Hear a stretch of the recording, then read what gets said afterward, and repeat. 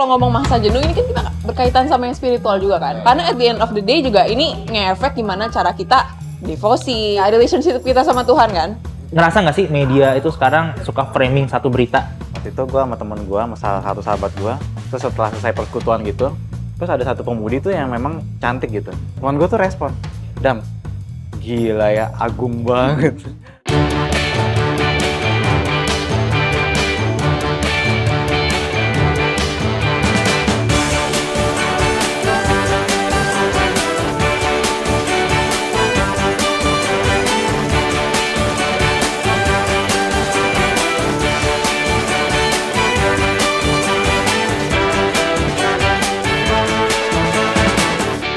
Kayak kuliah kan ya? Kuliah. Di kuliah ini gimana sih? Jujur ya, ini langsung cerita deh. Aku tuh nggak expect kuliah tuh segini ya. Nggak tahu ya gimana. Maksudnya aku kan datang dari sekolah yang harusnya mempersiapkan aku untuk kuliah. Terus aku dihajar dengan tugas-tugas, udah gitu. Tahu dong ya kuliah gimana, kok Yuda, kok Adam. Terus udah banyak gitu. Banyak banget ya tugas-tugas segala tugas-tugas, udah gitu aku juga ditambah banyak ada program untuk ngajar. Karena kan aku emang pendidikan untuk pendidikan. Ya, jadi aku udah langsung masuk program untuk ngajar, jadi selesai kelas ngajar hektik lah. Nah, terus beberapa kali, nggak cuma sekali, aku tuh ngerasa jenuh. Dan aku kira aku sendiri, tapi ternyata enggak. Jadi teman-teman yang lain juga. Iya, bener. Yang dulu aku misalkan rajin baca Alkitab, itu masih ada semangatnya. Ini tuh mulai kayak turun gitu, dan aku kayak makin bertanya, ini kayak rasanya tuh kayak nggak belajar apa-apa. Udah gitu rasanya tuh hubungan sama Tuhan tuh udah nggak sedekat dulu mungkin ya. Itu happen beberapa kali, of course it get better gitu kan kadang kan. Cuman ya aku nggak sendiri, dan selalu yang teman-teman aku tanya itu gimana sih cara keluarnya. Dan aku juga jujur mau jawab juga bilang kayak, masa ya lu baca Alkitab gitu, lu doa gitu kan, bete sendiri mereka. Oke, jadi big question kamu tuh apa ya? Big question aku tuh, semua orang, termasuk aku sama teman-teman aku, itu akan mengalami masa jenuh. Penyebabnya beda-beda, stres apa, tapi gimana cara kita keluar dari masa jenuh itu sih? Gue rasa sih itu semua hal yang akan dihadapi ya. Everything gitu, even hobi gitu ya. Gue inget banget gue pernah punya hobi tuh aquascape. Jadi pelihara ikan, tapi nggak cuma ikan doang, tapi di sana tuh bikin kayak ada landscape-nya, ada tamannya gitu. Dan itu tuh waktu bikin itu happy banget, enjoy banget. Dan kayak gue keluarin duit di sana, gue keluarin waktu gue di sana, gue pikirin mesti bikin bentuknya kayak gimana gitu. Tapi Indian ada waktu jenuhnya juga. Makanya orang-orang yang aquascape itu, mereka akhirnya nanti ganti scape-nya lagi supaya berubah kan suasananya kan. Terus nanti ganti hobi lagi ke yang lain gitu kan. Karena gue rasa setiap segala sesuatu tuh tetap akan ada masa jenuhnya gitu sih. Kalau dari pengalaman sih ya, biasanya memang satu hal rutinitas gitu ya. Jenuh itu pasti sih. Itu hal yang manusiawi gitu. Karena kita selalu ketemu itu. Tapi kan kita nggak bisa sangkal kalau ada hal-hal yang perlu kita lakukan terus-menerus. Contoh, kita sebagai orang Kristen hari Minggu kita ibadah. Rutinitas tiap minggu. Bosen dong. Mungkin ada satu aspek yang perlu kita pikirin lebih daripada sekedar rutinitas gitu. Kenapa kita melakukan itu? Kalau cuman saya wajib melakukan ini. Karena ini baik, oke, saya kerjakan itu. Tapi sampai titik mana kita bisa bertahan? Kalau kita punya satu perspektif melampaui itu gitu. Satu hal lagi yang menurut gua menarik ya. Masa jenuh itu kan kayak bahasa formalnya kan? Bahasa formal. Kayak bahasa yang sebenarnya lebih sering kita pakai bosen. Benar nggak sih? Ya kan? Dan menariknya ya, dengan segala macam entertainment yang kita bisa punya, Netflix berapa banyak sih film yang menarik? Ya nggak sih? Di YouTube berapa banyak sih video yang sebenarnya menarik gitu kan? Tapi in the end, kita tetap bisa bosan kan? Iya, betul. Gue rasa itu permasalahannya bukan karena kekurangan entertainmentnya, tapi kekurangan rasa melihat suatu hal yang indah. Gue ingat banget Pak Yadi itu ya, di salah satu bukunya, di Seven Deadly Sins gitu, dia bahas ketika ngomongin tentang kemalasan. Manusia itu tergerak karena keindahan, salah satunya ya. Kenapa orang itu berubah dari seorang yang malas jadi rajin? Karena dia melihat suatu keindahan. Contoh paling gampang ya, sudah pernah jatuh cinta kan? Iya, tentu sudah lah ya. Masih ingat dulu zaman awal-awal PDKT seberapa rajin? Sangat rajin. Sangat rajin. Oke. Gue inget banget ya, gue punya temen waktu masih kuliah, dia tuh punya pacar, tinggalnya di BSD ya. Rumahnya di Bekasi. Bekasi ya. Terus dia ngapel seminggu sekali naik motor. Gila. Itu kalau bukan karena melihat suatu hal yang indah, itu nggak disalah-salahin kan. Padahal dari Bekasi ke BSD, gimana sarahnya gitu kan? Iya. Karena dia melihat suatu hal yang indah, dia tertarik ke sana, dia mau dapetin, ya akhirnya dia kejar itu gitu. Tapi kan kalau ngomong masa jenuh ini kan kita berkaitan sama yang spiritual juga kan? Yeah. Karena at the end of the day juga ini ngefek gimana cara kita devosi, cara kita ya relationship kita sama Tuhan kan? Menurut Ko Yuda, Ko Adam, advice apa yang bakal dikasih kalau misalkan kayak temen Ko Yuda, Ko Adam tuh bilang kayak, wah gimana nih gue masa jenuh, gue bosen, gue ngerasa kayak kok Tuhan tuh jauh gitu sama gue. Kalau gue ya, ini menarik ya, gue waktu kemarin tuh sempat mikir, kenapa kita bisa akhirnya nggak tertarik lagi? Karena mungkin salah satunya adalah kita kurang waktu untuk diem dan merenungkan keindahannya Tuhan, ya kan? Kalau misalnya kita terlalu sibuk sama apa yang kita lakuin, kita kerjain, dan nggak pernah duduk diem, terus refleksi, looking back gitu ya, atas apa yang Tuhan udah kerjain dalam hidup kita, atau di dalam Alkitab, pekerjaan, keselamatan yang udah dia kerjain buat kita nggak ngeliat keindahannya. Kalau misalnya kita nggak ngeliat keindahan, ya wajar aja kita ngelakuin segala hal itu dengan jenuh gitu kan. Ya baik lagi, lu nggak ngeliat keindahannya Tuhan, lu nggak bisa cari dia gitu. Karena menurut lu akhirnya Tuhan tuh nggak menarik. Tapi sekarang coba, pakai waktu diem, merenung, terus ingat Tuhan tuh udah kerjain apa di hidup lo.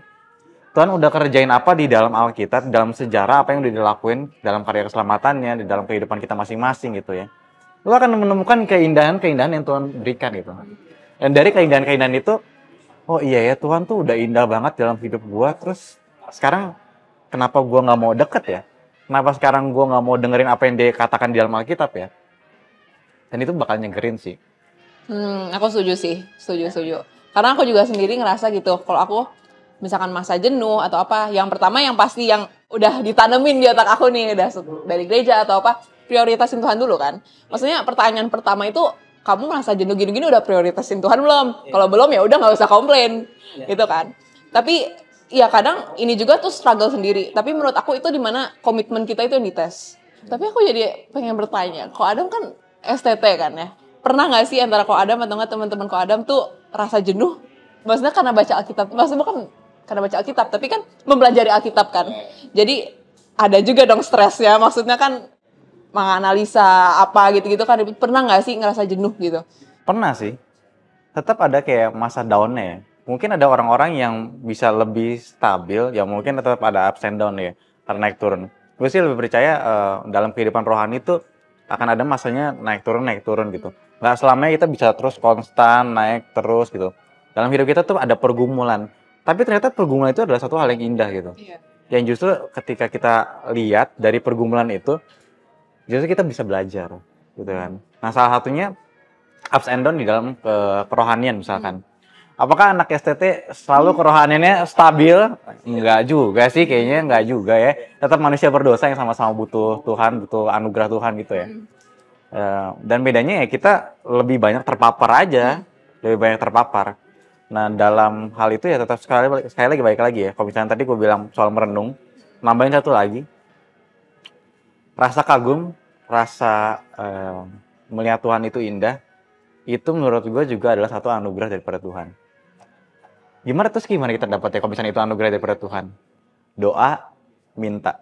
Alkitab juga ceritakan kan ya, kalau kita harus minta. Tuhan tahu lah kita butuh itu gitu.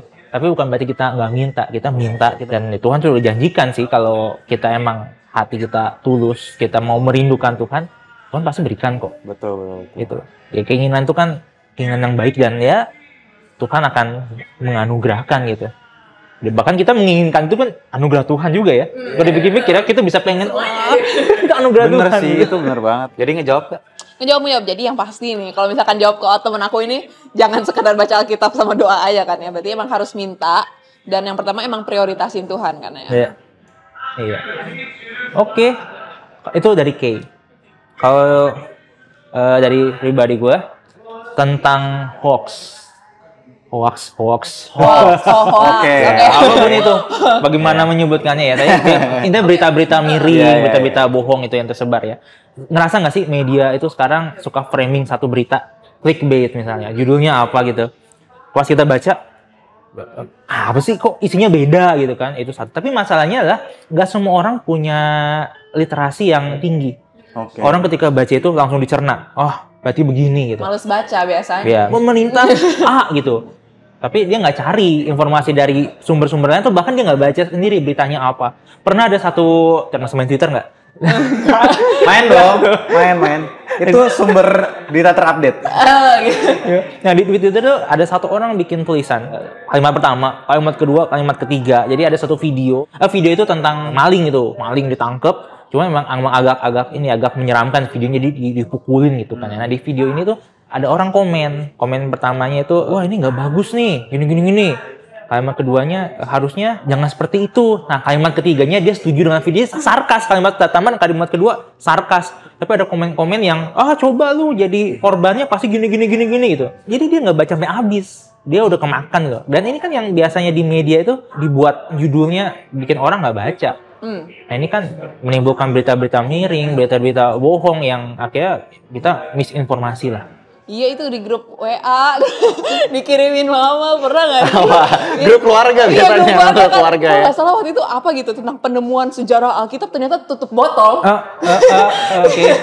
Iya itulah hoax. Nyebelin banget ya. Nyebelin banget bener. Kamu gimana nanggepin mama kamu atau keluarga? Yang pertama sih kalau mama udah kirim tuh aku udah pesimis deh, ini kayaknya nggak mungkin bener nih. Ini dapetnya dari mana? Bisa dari grup tetangga gitu kan. Tapi yang aku lihat justru ini banyak banget happen, nggak cuman masalah berita WA. Di kekristenan juga sering nggak sih? Kayak orang-orang kekristenan hoax. Kekristenan, oke. Gimana nih? Karena mulai tepi-tepi jurang nih. Tepi-tepi jurang. Bahas gak nih? Jadi pernah lihat gak orang Instagram captionnya "With God all things are possible"? Ya itu banyak banget kan? quotes terkenal sih itu. Terkenal kan? Dan tapi kayak kadang-kadang mereka memakai itu out of context. Maksudnya istilahnya gini, with God all things are possible, tapi misalkan apa yang mereka mau lakukan itu nggak bener, Tuhan pasti dukung gua. Iya, betul. Tapi kan padahal enggak. Konteksnya kan sesuai dengan keinginan Tuhan juga. Jadi banyak juga orang-orang yang mengutip Alkitab tuh jadi hoax gitu in a way. Gitu sih menurut aku. Iya sih. Oke. Ini sebelum melebar lebih jauh ya. Iya. Jadi big question-nya adalah, big question gua itu adalah baik dan hoax, dan tadi kayak udah ngomong soal kekristenan sih ya. Berarti hoax itu ada dalam kekristenan juga dong. Iya. Dan bagaimana kita menyikapi, bagaimana kita bisa nggak memakan dengan hoax itu? Anak-anak Tuhan tuh perannya di mana? Kalau gue ngomongin hoax ya, sama nyokap gue juga suka ngirim-ngirim. Kayaknya emang ciri-ciri.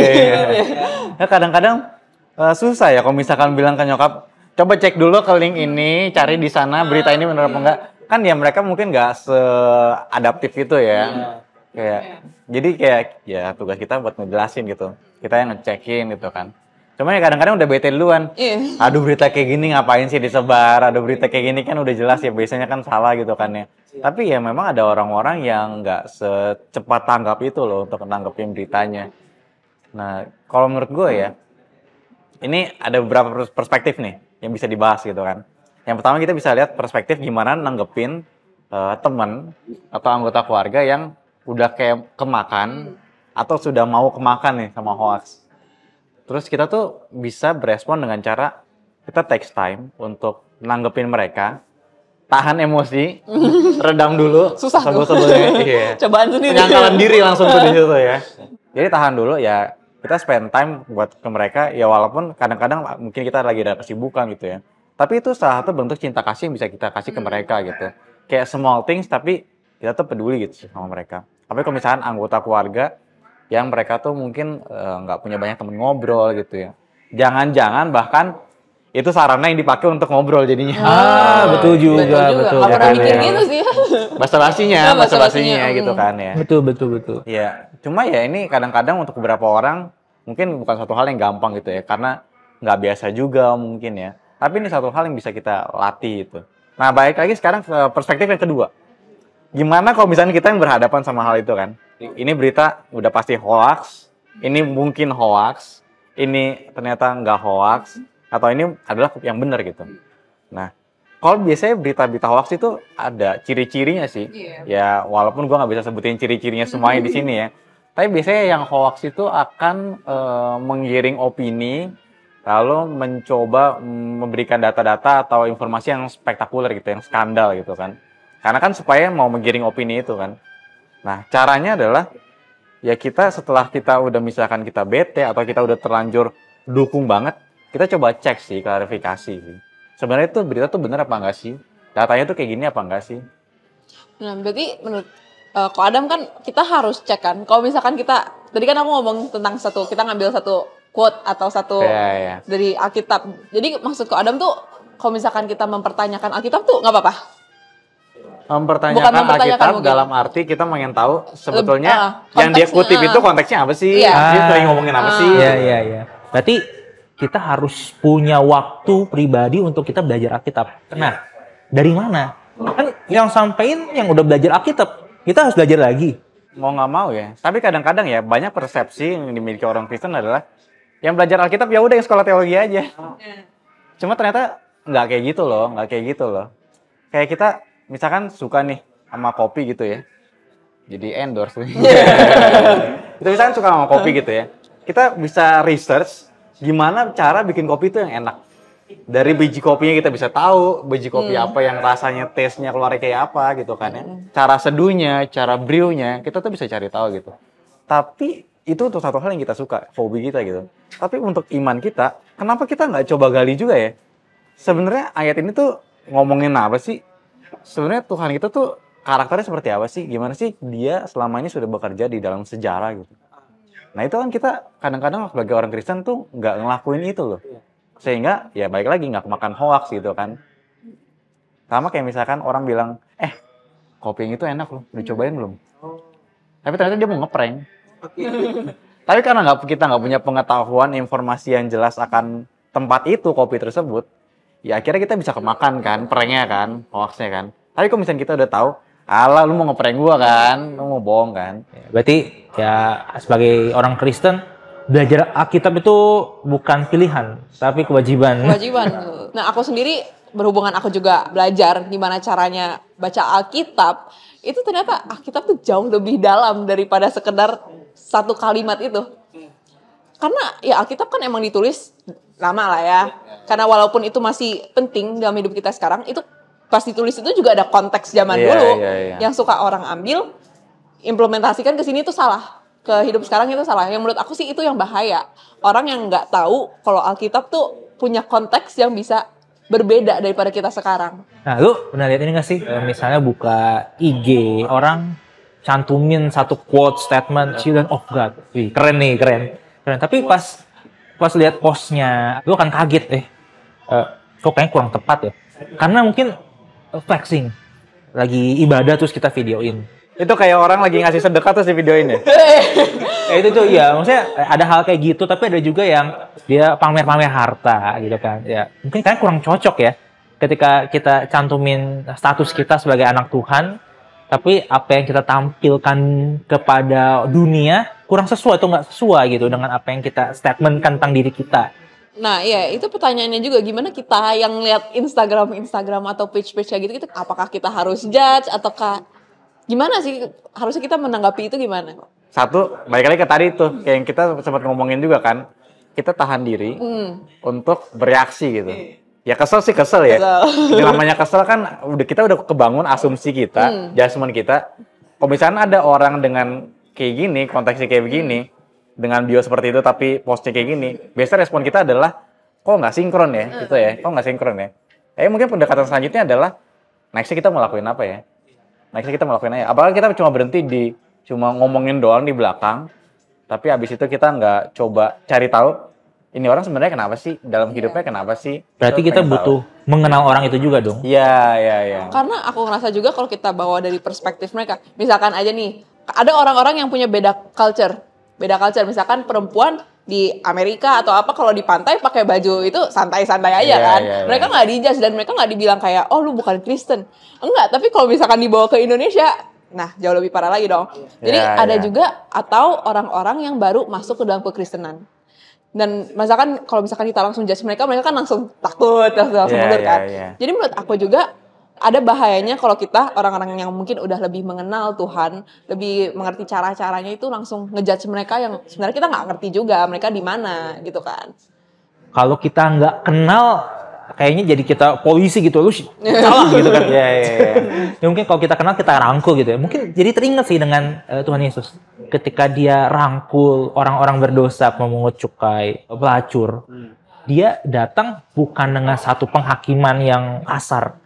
Tentu dia akan menyatakan dosa itu, tapi dengan penuh cinta kasih. Menariknya tindakan itu adalah tindakan yang paling sulit. Setuju. Tindakan yang paling gampang yang tadi balik lagi langsung ngejudge. Iya benar. Langsung nilai, langsung bilang ini nggak bener nih orang kayak gini nih. Lihat aja kelakuan hidupnya.